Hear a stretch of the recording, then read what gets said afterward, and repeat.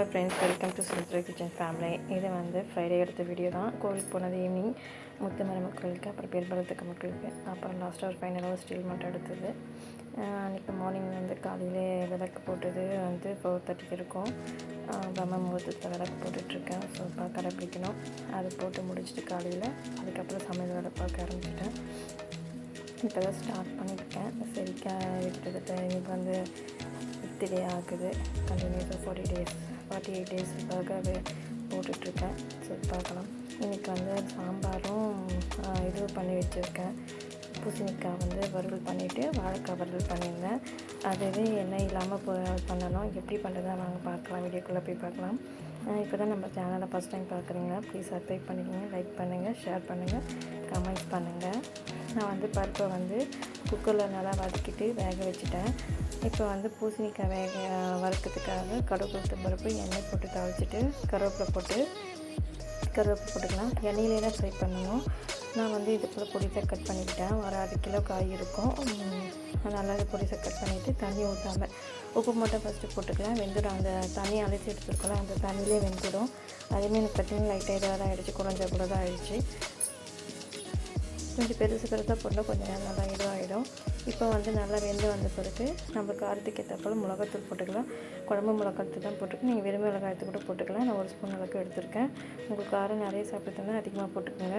அவ்வளோதான். இது ஃப்ரை ஆகிடணும். கொஞ்சம் சிம்லே வச்சு தான் இது பண்ணணும். இப்போ வந்து நம்ம சாம்பார் தாளிச்சிக்கலாம்.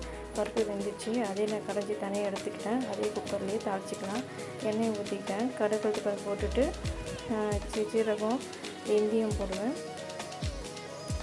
அப்புறம் வந்து பூண்டு தட்டி வச்சுருக்கேன், கருவேப்பிலை, சின்ன வெங்காயம் மட்டும் போட்டு தாளிச்சிக்கலாம். நான் வந்து பருப்புலேயே போட்டுருவேன். வெங்காயம் மீடியம் சைஸ் வெங்காயம் 2, பூண்டு, தக்காளி 3 தக்காளி போட்டு பருப்புலேயே வேக வச்சுருவேன். ஸோ இப்போ மட்டும் இது மட்டும் போட்டு நல்லா வதக்கி விட்டுட்டு தேவையான காய்கறி மட்டும் நம்ம போட்டுக்கலாம். சாம்பார் தேவையான காய்கறி போடுங்களா.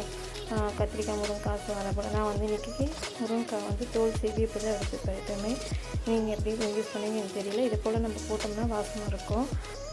நல்லா இதை போல் கட் பண்ணி 2 பெரிய முருங்கைக்காய் எடுத்துக்கிட்டேன். அதுக்கப்புறம் கேரட், கொஞ்சம் அவரைக்காய், ஒரு 4-5 அவரைக்காய் போட்டிருக்கேன். மொத்தம் 3 காய் போட்டிருக்கேன். நல்லா வதக்கி விட்டுட்டு எண்ணெயிலே தேவையான அளவு உப்பு, மிளகாய்த்தூள் போட்டுக்கலாம். குழம்பு மிளகாய்த்தூள் தான் போட்டிருக்கிறேன். அப்புறம் சாம்பார் பொடி வந்து 2 ஸ்பூன் போட்டிருக்கேன். வீட்டை அரைச்சி தான். இதுவுமே நம்ம செஞ்சோம்னா வாசமாக நல்லா சூப்பராக இருக்கும். ஹோட்டல் ஸ்டைலில் சாம்பார். தேவையான அளவு 2 ஸ்பூன் உப்பு போட்டாச்சு. இங்கே பாருங்கள். இப்போ இது வந்துச்சு. தனியாக ஒரு இடத்துல எடுத்து வச்சுக்கலாம். அதுக்கப்புறம் வாழைக்காவும் ஃப்ரை பண்ண போகிறேன். ஸோ அதே கடாயிலே, இது வந்து இரும்பு கடாயினால் நம்ம தண்ணியே ஊற்ற வேண்டாம். அதிலே மூடி போட்டு லிட் போட்டு வச்சுட்டோம்னா சிம்லே நல்லா வெந்து வந்துடும். சாம்பாருக்கு தேவையான உப்பு தண்ணிலாம் ஊற்றி கொஞ்சம் நேரம் கொதிக்கிட்டோம். அது வெந்து வந்த பிறகு நம்ம பருப்பு கடைஞ்சி புளியை கொஞ்சம் ஊற்றிக்கலாம். புளி தேவையான அளவு எடுத்துக்கலாம். நான் வந்து எலுமிச்சை சைஸ் அளவுக்கு எடுத்திருக்கேன். நீங்கள் நிறைய விருப்பப்பட்டு போடுவீங்கன்னா போட்டுக்கலாம். நான் வந்து ஃபஸ்ட்டு பருப்பை ஊற்றிட்டு அதுக்கப்புறம் அதிலே புளியை கரைச்சி ஊற்றிக்கிட்டேன் பருப்புலேயே. அது நல்லா வெந்து வந்த பிறகு நம்ம காரம் செக் பண்ணிக்கலாம். நான் ஆல்ரெடி போட்டதுனால இப்போ செக் பண்ணி இப்போ இந்த ஸ்டேஜில் வந்து உப்பு காரம் செக் பண்ணிவிட்டு தேவையான பத்தலைன்னா நம்ம வந்து மிளகாய்த்தூள் கொஞ்சம் போட்டுக்கலாம். குழம்பு மிளகாய்த்தூள் இப்போ எனக்கு லைட்டாக கம்மியாக இருந்துச்சு. நான் போடும்போது சொல்கிறேன் பாருங்கள். இங்கே உங்களுக்கு காரத்துக்கு ஏற்றப்போ செக் பண்ணி போட்டுக்கோங்க. இப்போ அதில் வந்து வாழைக்காவை வந்து எண்ணெய் ஊற்றி கடுகு உளுத்த பருப்பு போடல யூஸ்வலாக அது மாதிரி போட்டு வதக்கிட்டு கருவேப்பிலை போட்டுட்டு எண்ணெயிலே தான் வதக்குறேன். அப்புறம் பெருங்காயத்தூள், உப்பு போட்டு நல்லா ஃப்ரை பண்ணிவிட்டு மூடி வச்சுக்கலாம் சிம்லேயே. இப்போ இதுக்கு கொஞ்சம் மஞ்சள் பொடியும் மிளகாய்த்தூளும் கொஞ்சம் போட்டிருக்கேன். தேவையான அளவு தண்ணி ஊற்றிக்கலாம். நல்லா கொதிக்கிட்டோம்.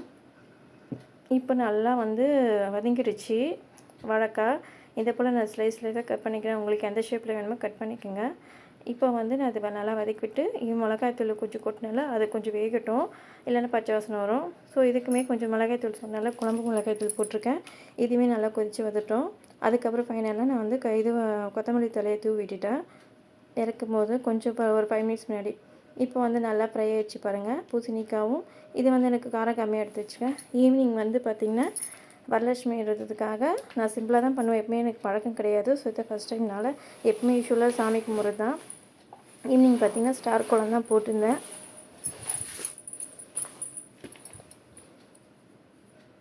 இதை வந்து வெளிவாசலில் ஃபஸ்ட்டு விளக்கேற்றிட்டு அதுக்கப்புறம் உள்ளே போய் ஏற்றி வச்சுருந்தேன். இது வந்து வெளியில் மாமா படம் இருக்குது, எங்கள் மாமனார் படம். ஸோ இதை வந்து ஃபஸ்ட்டு இங்கெல்லாம் விளக்கு ஏற்றி முடிச்சு வாசல்லையும் பார்த்திங்கன்னா விளக்கேற்றிட்டு குங்குமஞ்சள் வச்சு பண்ணிவிட்டு இது பெயிண்ட் பண்ணது. அப்புறம் இந்த டீட்டெயில்ஸ் சொல்கிறேன் உங்களுக்கு.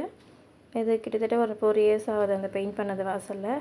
இந்த மணக்கட்டை பார்த்திங்கன்னா எங்கள் மாமனாரோட அப்பா அது சென்டிமெண்ட்டுக்காக அப்படியே வச்சுட்ருக்கேன், பழசாக இருந்தாலும் பரவாயில்லன்னு சொல்லிட்டு. இங்கே பார்த்திங்கன்னா பூஜைக்கு விளக்கேற்றிட்டு அவல் பாயசம் தான் செஞ்சுருந்தேன் வெல்லம் போட்டு. அதையுமே படைச்சிட்டு கோயிலுக்கு கிளம்பிட்டேன் ஈவினிங்கு.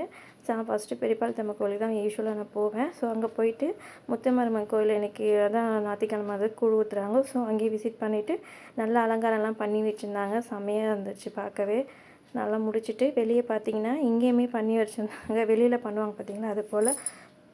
அவ்வளோதான் ஃப்ரெண்ட்ஸ், தேங்க்ஸ் ஃபார் வாட்சிங்.